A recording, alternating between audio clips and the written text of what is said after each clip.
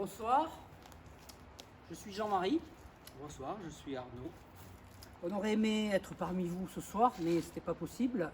Donc on va essayer de présenter un petit peu Tralala, dont on ne racontera pas l'histoire puisque vous allez la découvrir. On s'est toujours dit que si on tournait une comédie musicale, elle se déroulerait à Lourdes, comme il y a eu des Demoiselles à Rochefort, des Parapluies à Cherbourg. Nous, on a grandi à Lourdes et pour nous, la comédie musicale, sans doute très influencée par Jacques Demy, ça a toujours un rapport un peu avec la province. Donc, il fallait qu'on retourne aux sources et sur notre ville natale, Lourdes. Après, l'idée de base, dès l'écriture, c'était plutôt de concevoir un film qui irait vers la comédie musicale, plus que de s'inscrire directement dans le genre. Et le personnage lui-même suit ce parcours. Il démarre très bas dans le film, c'est un chanteur des rues à Paris, et son trajet vers Lourdes va l'amener vers la comédie musicale, c'est-à-dire vers un réel qui s'enchante mystérieusement.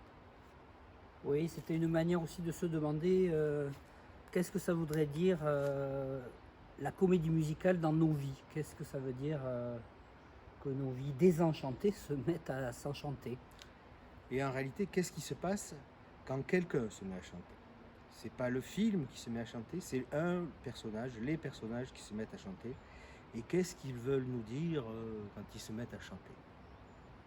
Ce en quoi il y avait un petit miracle, ce en quoi ça justifiait de tourner à Lourdes, et ce en quoi on a toujours pensé quand on voit une grotte comme ça, où Bernadette Soubirous, une petite adolescente, a vu une apparition, on s'est toujours dit que ça avait aussi un rapport avec un écran de projection, une salle de cinéma, donc quelque chose qui avait rapport avec l'enchantement à la fois du cinéma en général, mais en particulier de la comédie musicale. Goutte d'eau à la vraie, disons, qui se trouve à Lourdes, à 2-3 km d'ici, en suivant la rivière. Voilà, elle lui ressemble beaucoup et c'est ici que Jean Delannoy a tourné en 1988, je crois, une histoire de Bernadette et des apparitions. Il n'a pas pu tourner à la vraie grotte, comme nous-mêmes d'ailleurs, et donc il a reproduit la scène des apparitions ici dans cette grotte-là. Et nous, il se trouve qu'à un moment donné, on avait envisagé que Tralala, donc qui est le personnage principal du film, vienne ici dans ce lieu où on aurait fait une séquence. Alors là, on peut s'approcher. Mais ce qu'on a découvert lors des repérages, c'est que cette grotte était désormais habitée par une sorte de tralala réel Que nous n'avons jamais vu. que nous n'avons jamais vu, qui a peut-être disparu, mais qui a habité ces lieux. Et on s'est dit que c'était un signe. On s'est dit, ça c'est le tralala qui n'a pas vécu l'histoire que nous on a écrite, qui se passe là-bas. Et ça, c'est la réalité qui est...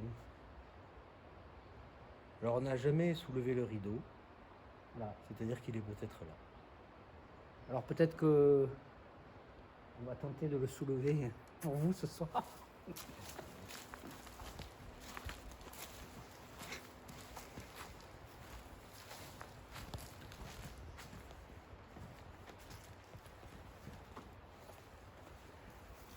Non, peut-être qu'ils vont d'abord voir le film.